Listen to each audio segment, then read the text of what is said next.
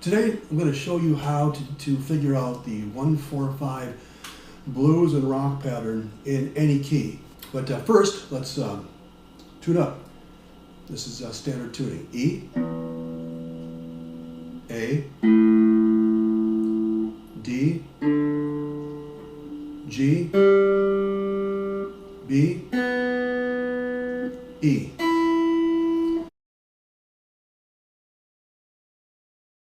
Let me give you an example of the 1-4-5 pattern. In the key of E, do it using power chords. I'll explain all this in a minute, but let me just get through one of these patterns first.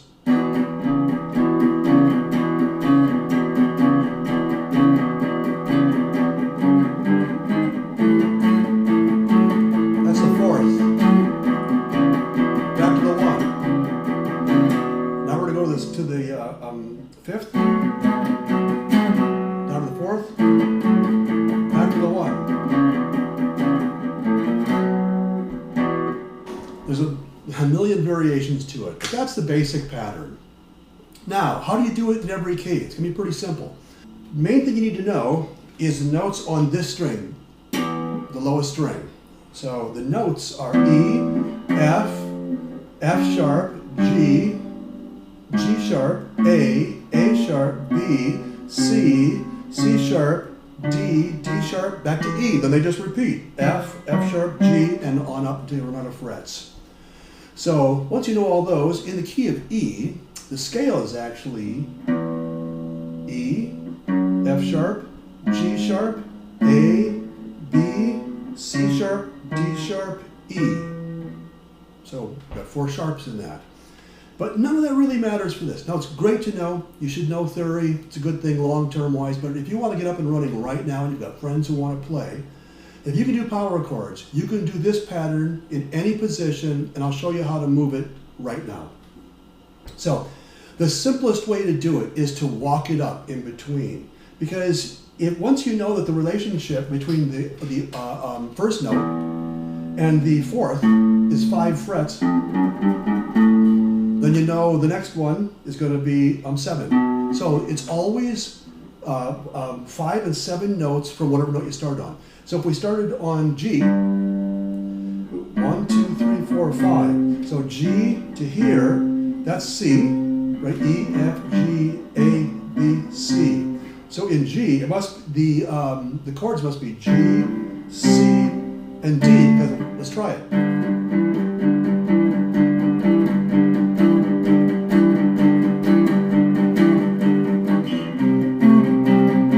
That sounds right.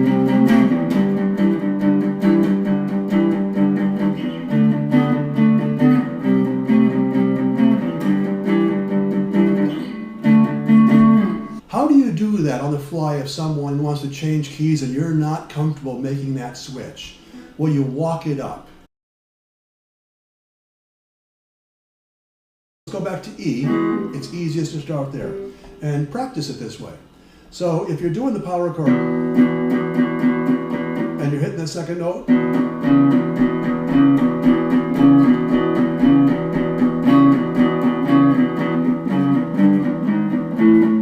that walk up takes you to the fifth. If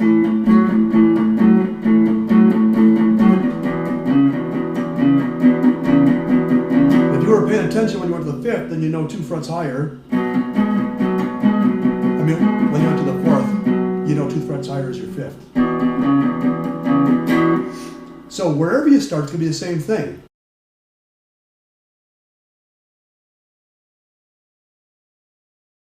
Now, you notice that when I walked it up, I started with the 2nd fret. It's always the same to walk it up, and it takes 4 notes.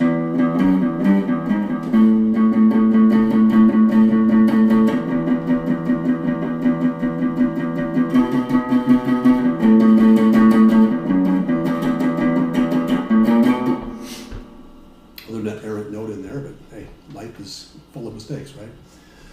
So, and sometimes you do it right.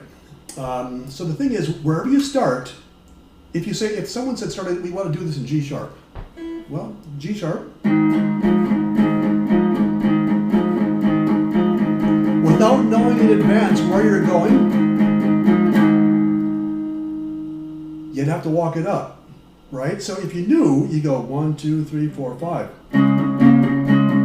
But if you don't know and you're just starting, walk it up.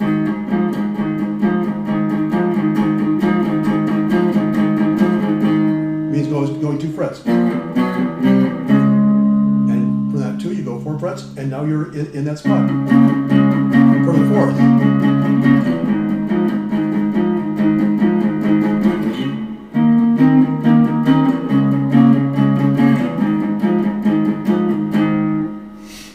So it doesn't matter where you start from, the relationship is always the same.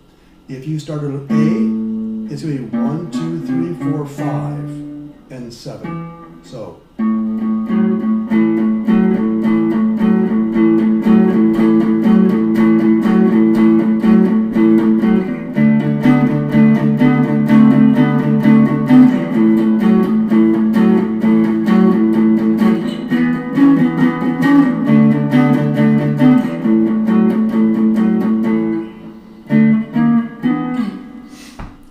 And if you want to do our runs, we'll do that in the next lesson.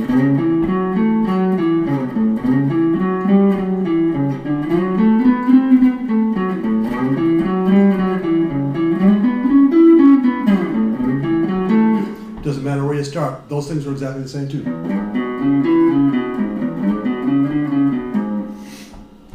So next lesson we'll do that. But main thing in this lesson was just know this string.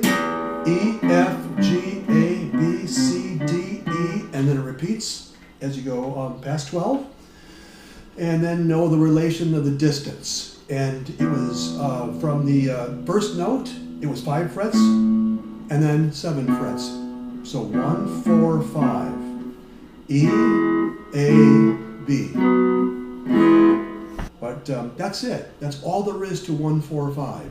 Now it gets much more elaborate. There's all sorts of fills. There's different ways of playing it, different strumming, muting. There's all sorts of things you can do. But that's the basic 1, 4, 5 pattern and how to get it in any key. If you have any questions, please leave them below. If you like the video, please hit thumbs up and subscribe if you haven't.